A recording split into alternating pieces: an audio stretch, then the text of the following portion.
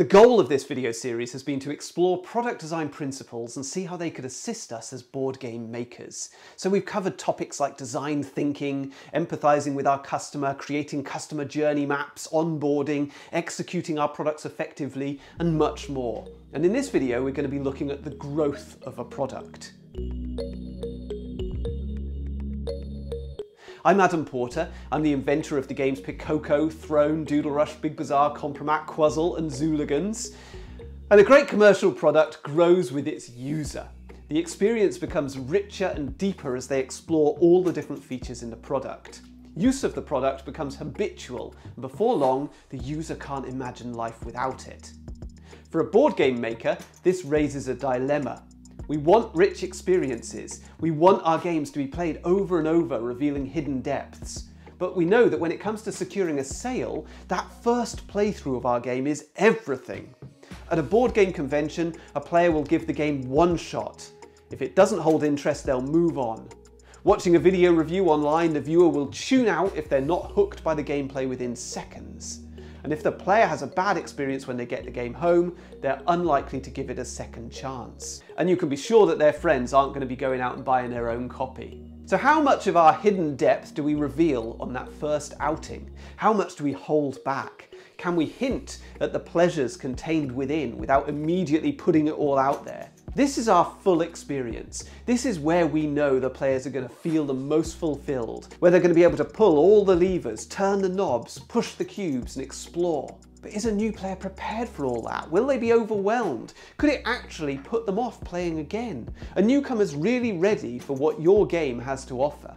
Some games are uncompromising, it's all or nothing. It's going to take 5 to 10 plays to get to grips with the game. And if you haven't got the patience, well, too bad, you can play something else. But most games try to be a little bit more welcoming to new players. They feature alternate strategies which may not end up being the most powerful, but they're easy to grasp. Perhaps the game has a catch-up mechanism to prevent new players from falling too far behind. Perhaps it takes a few games to really get the full experience, but at least in those games in the interim, you're going to have a really pleasant introductory experience. Some games feature alternate modes of play, perhaps some beginner's rules to ease players into the experience. I really like this approach. Isle of Cats does a really great job of it. It's got a fantastic proper game, as I call it, and a really good beginner's game as well. Some games introduce the full game over a series of modules, one rule at a time. As an aside, I personally find this approach a little bit frustrating. I'm never really sure what level of game I should be playing.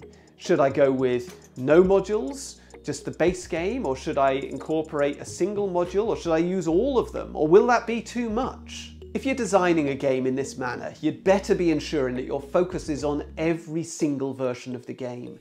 If your game only truly shines at the full experience, well, how many players are you losing at each preparatory game along the way? Many of the best board games get deeper the more you play them. You familiarise yourself with the strategies and the card combinations, and each new session throws up a new variation to challenge yourself with. Some games achieve this by using different selections of cards, boards, or differing objectives in each game. A relatively small number of alternate modes of play creates a huge number of possible combinations and experiences. But some games offer a deep enough strategic challenge each game that they're extremely replayable, even with an identical setup in every game. Yinch is very replayable because your skill level is going to improve every time you play. There's always a new challenge. We should remember, of course, that a game which is being played over and over again isn't directly generating fresh income for the game maker. But if a game is being played, it's probably being talked about, both in person and online. New players are being introduced to the game, and they might buy their own copy and introduce it to more people. Chasing that stellar first run-through might drive an initial surge of sales, but if the game is not fun to play many times over, then the success will soon falter. Once someone's hooked on a product, commercial entities need to ensure that they have more products available for that user to purchase. Mobile phone companies revamp their phones on a regular basis, making the old versions obsolete and ensuring that hooked customers keep on buying. Subscription services such as software and apps become so central to consumers' lives that they'll keep on paying even if prices rise. This might all feel a little bit grim to a board game designer. We're creative people. Generally, we're not hugely money oriented. And to be honest, if you are motivated by profit, the board game business is not an obvious path to take. There are probably easier ways to make your millions. Nonetheless, there are parallels to these business practices in the board game industry, most notably in the world of collectible card games and miniature games and board game expansions. Collectible card games such as Magic the Gathering and Pokemon, also known as CCGs, are games where you gather cards to create your own personal deck before the game commences and then face off against an opponent. The marketing ploy is that generally you purchase the cards in small sealed booster packs and you don't know what you're buying. Some of the cards are rarer and more powerful than others, and when you rip open a pack to randomly reveal one of these desirable cards, the accompanying dopamine rush drives you to make more similar purchases in the future. Oh, and they're also great games. Or so I'm told. I really don't have very much experience here. Miniatures games such as Warhammer and X-Wing are similar in that players build their own army pre-game, constructed from the models that they've purchased over months or years. These games don't generally feature the blind purchases seen in collectible card games, but the purchasing habit is cultivated by a constant stream of new releases. Often the newer models are more powerful than those that have gone before, encouraging the purchasers to keep on buying to keep up with their opponents. Miniatures games and CCGs are often called lifestyle games because players often devote all of their hobby time and money to a single game rather than playing a wide range of different titles like many board gamers do. Now, I don't know how viable it is creating a collectible card game in the 2020s. I'm no expert here, so please let me know in the comments if you have any insight on this topic. But my experience extends to collecting a fairly mediocre collection of Star Wars Destiny cards and dice, a game which I've only ever played with my friend Tom, and a game that I don't think I've ever won. But my perception is that unless you're already an industry heavyweight, or you have access to a huge intellectual property from movies or video games, then you're unlikely to make any sort of headway with CCGs. I'm a little bit more experienced with miniatures games, although I'm still very much a dabbler. I played a lot of Warhammer 40k a number of years ago, and I've recently built a small Sylvaneth army for Age of Sigmar. And playing these games has opened my eyes to the huge number of other miniature games on the market, the lesser known titles.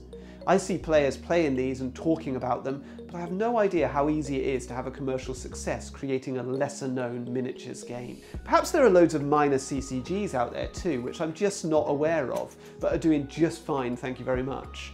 All of this is a precursor to something which I do know about, and that's board game expansions. I'm a sucker for an expansion, and I do mean sucker because the expansions that I purchase, and I purchase a lot, they rarely get played. It's rare that I come across an expansion which genuinely improves the game experience for me. Expansions present another dilemma for a designer. How much focus should be on expansions when you're designing the base game? Now, I don't know the answer to this, and I'd love to hear your thoughts in the comments. I certainly wouldn't suggest spending too much time on the expansion design before the base game's approaching publication, but equally, leaving scope for expansions is just good business sense, so it ought to be floating around somewhere in your head. Expansions are a tricky concept. If we return to our earlier graphic, what does the expansion achieve? Does it enhance the game, offering the players the full experience? If so, then why weren't you offering that in the base game? Giving players a lackluster initial experience just so you can hold back expansion material isn't good business. Does the expansion take the full experience and complicate it with more strategies and avenues to explore? As designers, we all know less is more. Streamlining is often better than adding complexity. And if you've genuinely created the optimum experience in your basic game, why are you risking tarnishing the experience with expansion bloat? Or does the expansion simply offer a different experience, more variety, maybe additional cards? For me, these are the best sort of expansions. They offer a similarly full experience, but in a slightly different flavour. Of course, there may also be logistical reasons for an expansion. Perhaps producing a 5 to 6 player base game wasn't financially viable. The expansion could rectify that with additional components. Perhaps the expansion offers upgraded components or additional material that was just too expensive to include in that base game.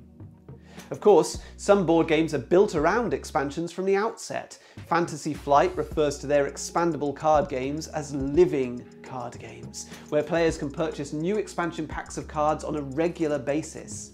The packs are not randomized like in CCGs, but they're similarly desirable, and players are incentivized to collect all the expansions to keep up with the other players. I think this model gets to the crux of the issue. I've already confessed that I buy a lot of expansions which rarely get played. It's stupid, isn't it? And I think the reason that I do it is because I love the games. Buying expansions gives me the thrill of discovering the games all over again. A new box, new components, new artwork, with a hefty slice of nostalgia. An alternate route to expansions for a publisher is to produce a new edition of an old game, with revised rules, enhanced artwork and components. And this might be just the thing to make your game relevant again, and to allow it to compete with the rapidly changing aesthetic of modern board games. Or some game makers produce sequels to their earlier titles, and these games tend to have related settings and similar gameplay to the original game, with significant enough changes to motivate owners of the original game to dip into their wallet once more. I think sometimes this can prove confusing for purchasers. 2 or 3 very similar games from the same publisher with similar artwork and a similar setting presents your potential customer with a dilemma. Which game should I buy? I don't want to make the wrong decision. Which one's better? This one can be played with 6 players, but this one has a solo mode. This one costs £5 more, but it has a prettier box. This one contains 6 expansion modules, but will I ever play them? I don't want to waste my money. Nobody needs this sort of stress in their life. And I mean, you might get lucky, they might buy both, but I think it's just as likely they're going to look at your confusing games and walk on by to find a game that they can get their head around. Now, I'm not sure there are easy answers to any of this. There certainly isn't one approach which is going to work for everyone. But I do want to try and leave you with some actionable messages. So here's my brief summary. Make sure your board game makes an outstanding first impression, but make sure that it also continues to surprise and delight with subsequent plays. Give some thought to expansion potential, but don't waste time creating expansions before the base game is even complete. You could also consider whether your game might work as a range of games, but again, don't get ahead of yourself. Publishers are going to want to see your base game being successful before they start thinking about sequels. I hope some of this has been of use to you. Please do take a look at some of the other videos on my channel, hit like and subscribe, and speak to me in the chat. The comments are my favourite bits about making these videos, so do indulge me, stop by and say hello. And until next time, all the best.